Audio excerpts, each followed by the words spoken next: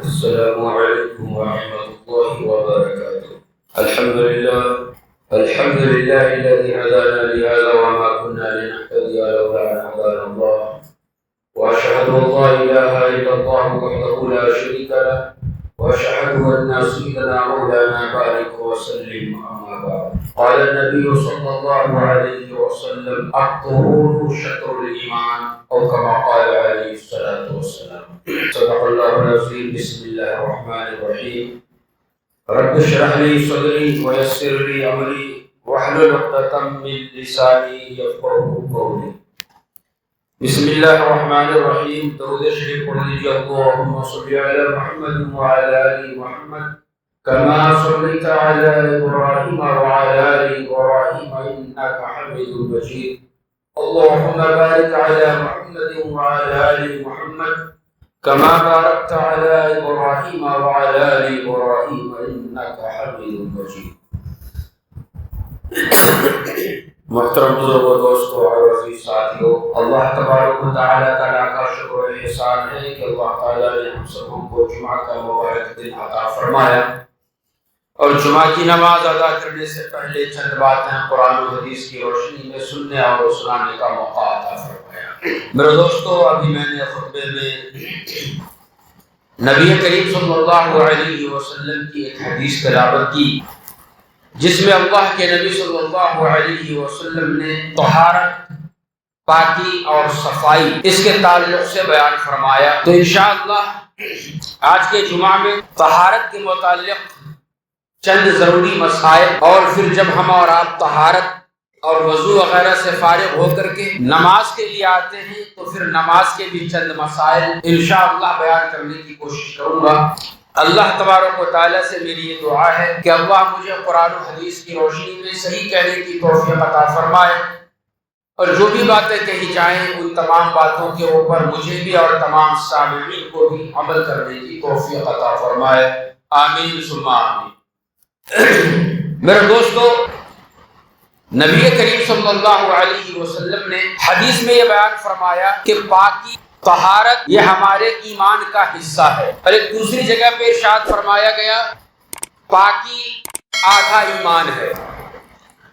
تو میرے دوستو، ہمیں غور کرنا ہے، سوچنا ہے کہ جب پاکی ہمارے ایمان کا حصہ ہے اور نبی کریم صلی اللہ علیہ وسلم کے بقول کہ پاکی آدھا ایمان ہے، تو پھر ہم سبوں کو فکر کی ضرورت ہے کہ جو ایمان کا حصہ ہے اور پھر یہ آدھا ایمان ہے، وہ پاکی ہم سے صحیح طور پہ ادا ہو رہا ہے یا پھر لاپرواہی کی زندگی کے اندر طہارت ہم صحیح طور پہ نہیں لے پا رہے۔ ہم سبوں کو ان تعلق سے بھی غور و فکر کرنی ہے کہ جس نماز کو پڑھنے کے لیے ہم اور آپ اپنا قیمتی اوقات نکال کر کے مساجد میں آتے ہیں، اب اگر وہی نماز بغیر طہارت کے ہو جائے، بغیر وضو کے ہو جائے، تو پھر تو وہ نماز نہیں ہو۔ تو اس واسطے ہم مسلمانوں کو چاہیے کہ ہم وہ تمام طریقے کو سیکھیں، چونکہ نماز کے لیے چند شرائط لکھے گئے ہیں کہ آپ کی نماز اس وقت میں کمپلیٹ ہوگی، مکمل ہوگی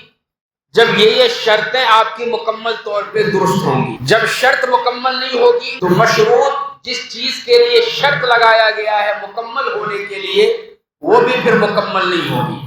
تو نماز کے لیے جو شرط لگائے گئے کئی ایک شرط ہیں، ان میں سے ایک شرط یہ ہے وقت کا ہونا۔ جو نماز آپ پڑھ رہے ہو اس نماز کا وقت ہونا۔ اگر نماز کا وقت آنے سے پہلے ہی آپ نماز پڑھیں گے تو پھر نماز آپ کی نہیں ہوگی۔ اسی طریقہ پر یہ شرط لگایا کہ جس جگہ پہ آپ نماز پڑھ رہے ہو اس جگہ کا پاک ہونا، جس مصلی پہ نماز پڑھ رہے ہو اس مصلی کا پاک ہونا، جس کپڑے کو پہن کر کے آپ نماز پڑھ رہے ہیں اس کپڑے کا بھی پاک ہونا، اور جو شخص نماز پڑھ رہا ہے وہ شخص بھی پاک ہونا۔ نماز سے پہلے یہ تمام شرطیں مکمل طور پہ پایا جانا ضروری ہیں۔ ان میں سے اگر ایک بھی اگر پائی نہ گئی تو پھر ایسی صورت میں نماز نہیں ہوگی۔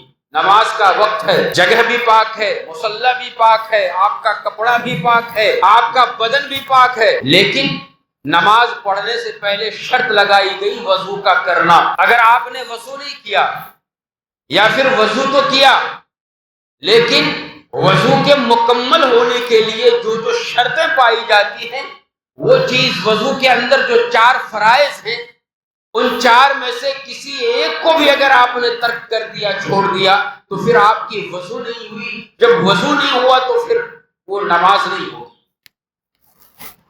اس لیے ان تمام طریقوں کا سیکھنا ضروری ہے۔ ایک صاحب جمعہ کے دن تاخیر سے آئے، آخر میں آئے۔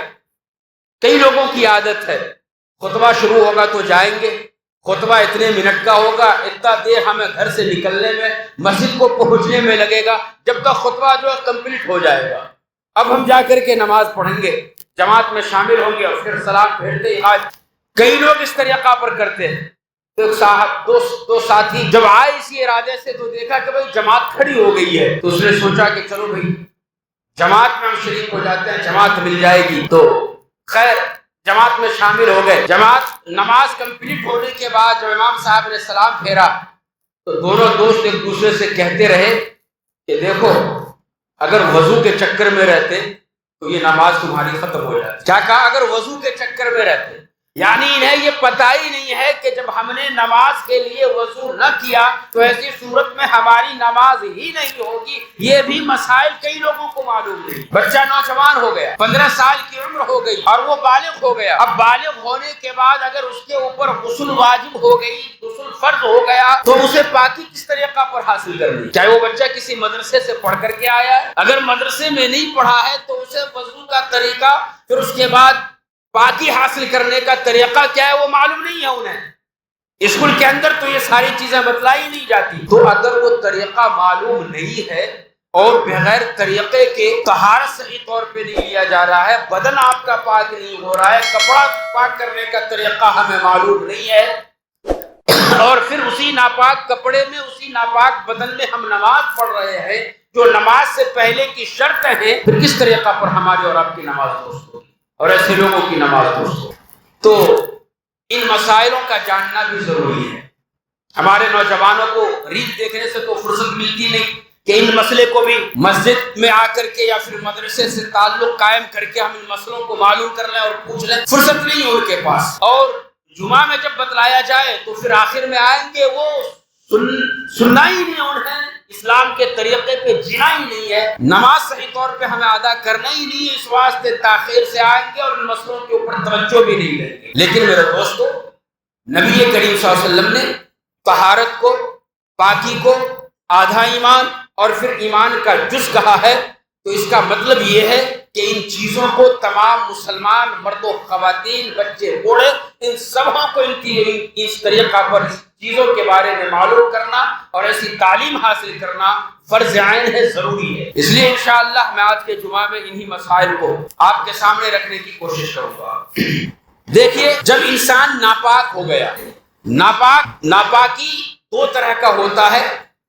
ایک یہ ہوتا ہے کہ اس کا بدن ناپاک ہو گیا، اب بدن جب ناپاک ہوا تو اس ناپاکی کو دور کرنے کے لیے وہ غسل کرے گا، اور دوسرا غسل کرنا اس وقت کیا جاتا ہے جب انسان کے بدن کے اوپر گرد و غبار، میل و کچیل جب بیٹھ گیا، جم گیا، تو اس گرد و غبار کو دور کرنے کے لیے بھی غسل کیا جاتا ہے۔ تو اب دیکھیے، ایک آدمی ہے جو ناپاک ہوا، مجھے ایک واقعہ یاد آیا، حضرت مولانا پیر ذوالفقار صاحب نے اس واقعے کو بیان فرمایا ہے کہ ایک صاحب کی شادی ہوئی اور تقریباً 1 سال کے بعد وہ سردی کے موسم میں جب دونوں میاں بیوی اکٹھے سوئے، غسل کی حاجت ہو گئی، تو شوہر فجر کی نماز پڑھنے کے لیے جانا تھا، غسل کیا سردی میں اور نماز پڑھنے کے لیے چلے گئے۔ فجر کی نماز پڑھ کر کے جب اپنے گھر میں آئے تو دیکھا کہ بیگم بھی ماشاءاللہ نماز کے اندر مصروف ہے۔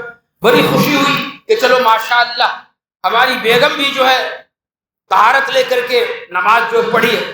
نماز سے فارغ ہوئی تو شوہر نے پوچھا، اتنی سردی کے موسم میں آپ پانی نہا کر کے نماز پڑھ رہی ہیں؟ تو خاتون اس کی بیوی یہ کہنے لگی کہ نہیں، میں تو پانی نہیں نہائی۔ کیوں؟ کہا کہ بھائی میں پانی اس واسطے نہیں نہائی کہ چونکہ ہمارا اور آپ کا تعلق میاں بیوی کا ہے، اور ایسی صورت میں عورت، میرا خیال ہے کہ ناپاک نہیں ہوتی۔ اس طرح کا خیال کہ مرد اور عورت اگر ملے تو عورت کا یہ خیال ہے کہ وہ ناپاک نہیں ہوتی اپنے شوہر سے اگر وہ مل رہی ہے تو ہمیں یہ طہارت کا طریقہ مردوں کو بھی کئی لوگوں کو معلوم نہیں ہے اور عورتوں کو بھی معلوم نہیں ہے، اور یہ پتا چلا کہ اسی حال میں تقریباً نماز وہ پڑھ لیا کرتی۔ تو بھلا بتلائیے کہ جب طہارت کا طریقہ معلوم نہیں ہے، جو نماز کی شرط ہے، پھر نماز کس طریقہ پر مکمل اور کمپلیٹ ہوگی؟ اس لیے ہمیں چاہیے کہ ہم ان طریقوں کو سیکھیں، پوچھیں، معلوم کریں۔ تو اب اگر ناپاک ہو گئے تو نبی کریم صلی اللہ علیہ وسلم نے تمام طریقے بتلا دیے کہ پاکی حاصل کرنے کا طریقہ کیا ہے۔ اللہ کے نبی نے ارشاد فرمایا کہ جب جس کپڑے کے اوپر نجاست لگی ہوئی ہے، جب آپ صبح میں اٹھو تو سب سے پہلے اپنے دونوں ہاتھ کو کلائی تک دھلو، پھر اس کے بعد کسی برتن میں ہاتھ ڈالنا، کسی پانی پہ ہاتھ رکھنا۔ اگر ہاتھ کو دھلے بغیر جبکہ آپ ناپاک ہو یا پھر سو کر کے اٹھے ہو تو سب سے پہلے اپنے دونوں ہاتھ کو دھلو، پھر اس کے بعد پانی کے اندر ہاتھ ڈالو۔ اگر آپ نے ایسا نہ کیا، بغیر ہاتھ دھلے ہوئے پانی کے اندر اگر آپ نے ہاتھ رکھ دیا تو پھر وہ پانی ناپاک ہو جائے۔ یہ تمام مسائل ضروری ہیں جو تقریباً کو نہیں معلوم، چونکہ ہم سوئے ہوئے ہیں، ہمارا ہاتھ نیند کے عالم میں کہاں گیا ہے، کس کی جگہ پہ گیا ہے، ہمیں نہیں معلوم۔ اس لیے فقہاء کرام نے بیان فرمایا کہ سب سے پہلے اپنے ہاتھ کو دھل لو، پھر اس کے بعد باقی کا دوسرا کام کرو۔ جب آپ اپنے ہاتھ کو دھلے، پھر جس کپڑے کے اوپر ناپاکی لگی ہوئی ہے اس کپڑے کو ہم نے اس جگہ پہ اس ایریے کو دھلنا ہے، اس ایریے کو ہم نے دھل دیا۔ پھر اس کے بعد وضو کرنا ہے۔ وضو ہمیں اسی طریقہ پر کرنا ہے جس طریقہ پر نماز کے لیے وضو کی جاتی ہے۔ اب نبی کریم صلی اللہ علیہ وسلم سے جو حدیث اماں جان عائشہ صدیقہ رضی اللہ تعالی عنہا بیان فرماتی ہیں، وہ یہ کہتی ہے کہ نبی کریم صلی اللہ علیہ وسلم جب غسل کرنے کے لیے جاتے تو سب سے پہلے آپ جب وضو کرتے تو وضو کے اندر کبھی آپ ایسا کرتے کہ آپ وضو کے درمیان مطلب جب پاؤں دھلنے کی باری آتی تو آپ پاؤں کو اسی وقت دھل لیتے، اور کبھی ایسا کرتے کہ غسل کرنے کے بعد پاؤں کو دھلا کرتے تھے۔ فقہاء کرام نے بیان فرمایا یہ مسئلہ تمام مسلمانوں کو معلوم ہونا چاہیے کہ نبی کریم صلی اللہ علیہ وسلم نے یہ طریقہ اس لیے اختیار کیا کہ کبھی آپ نے وضو کے دوران غسل سے پہلے جو وضو کر رہے ہیں وہاں پہ آپ نے پاؤں کو نہیں دھلا، غسل مکمل ہونے کے بعد آپ نے پاؤں کو دھلا ہے، تو وہ اس لیے آپ نے کیا کہ جس جگہ پہ آپ غسل کر رہے ہیں وہاں پہ پانی ٹھہر جایا کرتا تھا، بہا نہیں کرتا۔ تو فقہاء کرام نے کہا کہ جب آپ ایسی جگہ پہ غسل کر رہے ہو، پانی نہا رہے ہو کہ وہاں پہ پانی کا ٹھہر جاتا ہے، وہ بہتا نہیں ہے، تو اب ایسی صورت میں آپ نے پاؤں کو اس وقت میں چھوڑ دینا ہے، پہلے غسل کر لینا ہے، پھر اس کے بعد آخر میں آپ پاؤں دھلنا ہے۔ لیکن آج کل الحمدللہ باتھ روم ایسے ہیں کہ پانی گرنے کے ساتھ ہی بہ جاتا ہے، لیکن کئی دیہات ایسے ہیں جو گاؤں کے اندر وہاں پہ باتھ روم بنا ہوا نہیں رہتا ہے، یا اگر بنا بھی رہتا ہے تو ٹوٹے پھوٹے ہوتے ہیں اور پانی ٹھہرتا ہے، تو وہاں پہ یہ طریقہ اختیار کیا جائے گا کہ نہانے کے بعد اب پاؤں کو دھلنا ہے۔ لیکن شہروں کے اندر اگر ہم رہ رہے ہیں یا پھر ایسے باتھ روم کے اندر ہم پانی نہا رہے ہیں جہاں پہ پانی ٹھہرتا نہیں بلکہ وہ بہ جاتا ہے، تو اب ہم پاؤں بھی دھلنا ہے، پھر اس کے بعد غسل کرنا اسٹارٹ کرنا ہے۔ وضو کر لیے، اب وضو کرنے کے بعد کہا کہ اب جا کر کے طہارت لو، 1 نمبر یا پھر 2 نمبر، جو بھی آپ کو ضرورت محسوس ہو۔ اگر ضرورت محسوس نہیں ہو رہی ہے تو 1 نمبر طہارت لینا ہے۔ پھر اس کے بعد بدن کے جس حصے کے اوپر ناپاکی لگی ہوئی ہے اس حصے کو اچھے طور پہ دھلنا ہے۔ لوگوں کا خیال ہوتا ہے کہ بھائی ہم نے پانی جب نہانا ہی ہے تو اس حصے کو بھی دھل ہی لینا ہے، جہاں پہ ناپاکی لگے وہ تو آج خود دھل جائے گا۔ لیکن نبی کریم صلی اللہ علیہ وسلم نے یہ طریقہ بتلایا ہے کہ نہیں، سب سے پہلے کپڑے پہ لگے ہوئی نجاست کو، ناپاکی کو دھلنا ہے، پھر بدن کے جس حصے پہ نجاست لگی ہوئی ہے اس حصے کو بھی ہمیں پاک کرنا ہے، دھلنا ہے۔ یہ طریقہ اپنائیے۔ پھر اس کے بعد سیدھے کاندھے کے اوپر پانی رکھیے، پھر بائیں کاندھے کے اوپر پانی رکھیے، پھر اس کے بعد سر کے اوپر پانی رکھیے، پھر اس کے بعد کمر کے حصے پہ سیدھے طرف، پھر بائیں طرف پانی رکھیے، پھر بدن کو اچھے طور پہ آپ ملیے۔ جب آپ پاکی حاصل کرنے کے لیے غسل کر رہے ہیں تو آپ کو یہ چاہیے کہ جب آپ کلی کریں تو ساتھ میں غرارہ بھی کریں، حلق کو بھی تر کرنا ہے۔ اگر آپ نے مصنوعی دانت لگا رکھا ہے، دانت جو قدرتی دانت ہے ضعیف ہونے کی وجہ سے وہ کام نہیں کر رہا یا ٹوٹ گیا، تو بناوٹی دانت لگایا جاتا ہے، تو وہ دانت دو طرح کا ہوتا ہے. ایک تو ایسا ہوتا ہے کہ جو قدرتی طور پہ مکمل جو جیسا دانت ہوتا ہے اسی طریقہ پر اسے جو ہے فٹ کر دیا جاتا ہے کہ پھر وہ نکالنے سے بھی نہیں نکلتا. دوسرا دانت یہ ہوتا ہے کہ حسب ضرورت اس کو لگایا جاتا ہے، ضرورت نہیں تو پھر نکال کر کے رکھ دیا جاتا ہے. اگر آپ نے مصنوعی دانت کو فکس کر لیا ہے تو پھر وہ حکم قدرتی دانت کے حکم میں ہوگا کہ آپ نے صرف کلی کر لیا تو وضو میں سنت ادا ہو جائے گی اور غسل میں فرض ادا ہو جائے گا. لیکن اگر آپ نے ایسا دانت لگایا ہے کہ حسب ضرورت اس کا آپ یوز کر رہے ہیں تو پھر وضو اگر کر رہے ہیں تو اس سنت حاصل کرنے کے لیے اس دانت کو منہ سے نکالنا پڑے گا. غسل اگر آپ کر رہے ہیں پاکی حاصل کرنے کے لیے تو غسل کے اندر چونکہ کلی کرنا یہ فرض ہے، اس واسطے آپ کو وہ دانت منہ سے نکالنا ہوگا، پھر آپ کلی کریں گے جب جا کر کے فرض آپ کا ادا ہوگا. اگر آپ نے ایسے دانت کو منہ کے اندر ہی رکھا اور بغیر نکالے ہوئے آپ نے کلی کر لیا تو پھر یاد رکھیے آپ کا غسل مکمل نہیں ہوگا. چونکہ غسل کے اندر 3 فرض کو رکھا گیا ہے، ان میں سے پہلا ہے کلی کرنا، منہ کے حصوں کے اندر پانی کو پہنچانا، اور یہ فرض اسی وقت میں ادا ہوگا کہ جب مصنوعی دانت حسب ضرورت آپ نے لگانا ہے اور پھر اس کو نکالنا ہے تو اس دانت کو نکالنے کے بعد جب آپ کلی کریں گے جب جا کر کے آپ کا یہ فرض مکمل ہوگا. دوسرا فرض غسل کے اندر ہے ناک کے نرم حصے تک پانی کا پہنچانا. آپ نے تالاب میں جا کر کے پانی نہا لیا، حوض کے اندر جا کر کے آپ نے پانی نہایا، لیکن آپ نے ناک کے نرم حصے تک پانی نہیں پہنچایا. ناک کے نرم حصے تک اگر آپ نے پانی نہیں پہنچایا ہے تو یہ جائے کہ آپ نے درجنوں ڈبکیاں لگا لی ہو سمندروں یا تالابوں کے اندر، پھر بھی آپ کا غسل مکمل نہیں ہوگا، اس لیے کہ آپ نے فرض کو چھوڑ دیا. تو 3 فرض میں سے پہلا کیا ہے؟ کلی کرنا، دوسرا ہے ناک کے نرم حصے تک پانی پہنچانا، اور تیسرا فرض ہے پورے بدن کے اوپر پانی کو اس طریقہ پر پہنچانا کہ بدن کا ایک حصہ بھی سوئی کے ناکے کے برابر خشک نہ ہو، سوکھا نہ رہے. اس طریقہ پر ہمیں پانی نہانا ہے. جب ہم اس طریقہ پر نہائیں گے جب جا کر کے ہمارا بدن پاک ہوگا. لیکن ان 3 فرائض میں سے کسی ایک کو بھی چھوڑیں گے تو پھر ہمارا غسل مکمل نہیں ہوگا، بدن ہمارا ناپاکی رہے گا. اب ہم کتنا بھی نماز پڑھ لیں گے اس غسل کے ذریعے غسل کے بعد پڑھی گئی نماز ہمارے قبول نہیں ہوگی، نماز ہی نہیں ہوگی. پھر اس کے بعد میرے دوستو، جس کپڑے کے اوپر نجاست لگی ہوئی ہے اس کپڑے کو پاک کرنے کا طریقہ کیا ہوگا؟ اس کپڑے کو پاک کرنے کا طریقہ یہ ہے کہ جس حصے پہ دیکھیے نجاست، کبھی آپ ایسا ہوتا ہے کہ آپ مسجد کو آ رہے ہیں نماز پڑھنے کے لیے، بدماش قسم کا کتا ہوتا ہے جو آپ کو دوڑایا اور آپ کے کپڑے کو پکڑ لیا. کتا نجس العین ہے، اس کا تھوک بھی ناپاک، تو پھر یہ کپڑا ناپاک ہوا یا پھر کیا ہوگا، اس کا حکم کیا ہے؟ تو اس کے بارے میں دیکھیے، یاد رکھیے فقہائے کرام نے بیان فرمایا کہ جب اس طرح کی نجاست آپ کے کپڑے کے اوپر کہیں پہ لگا تو ہمیں یہ دیکھنا یہ ہے کہ وہ ناپاکی 1 درہم کے برابر ہے یا پھر اس سے کم. 1 درہم کا مطلب آپ کہ آج کے ماحول میں یہ سمجھیے 1 روپیہ کا جو بڑا سکہ ہوتا ہے کائنس، وہ 1 درہم کے برابر ہے.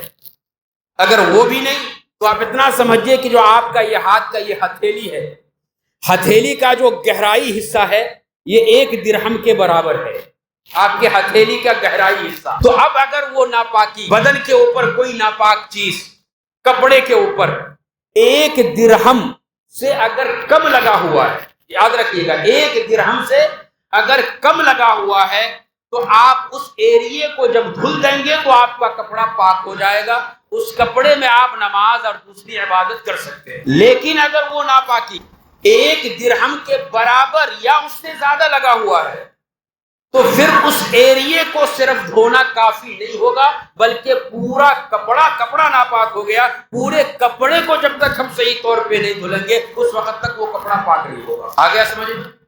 اب جب 1 درہم کے برابر یا پھر 1 درہم سے زیادہ کپڑے کے اوپر ناپاکی لگی تو اب اس کپڑے کو پاک کرنے کا طریقہ یہ ہوگا کہ سب سے پہلے اس ایریے کو جہاں پہ نجاست لگی ہے آپ اسے صاف کر لیجئے.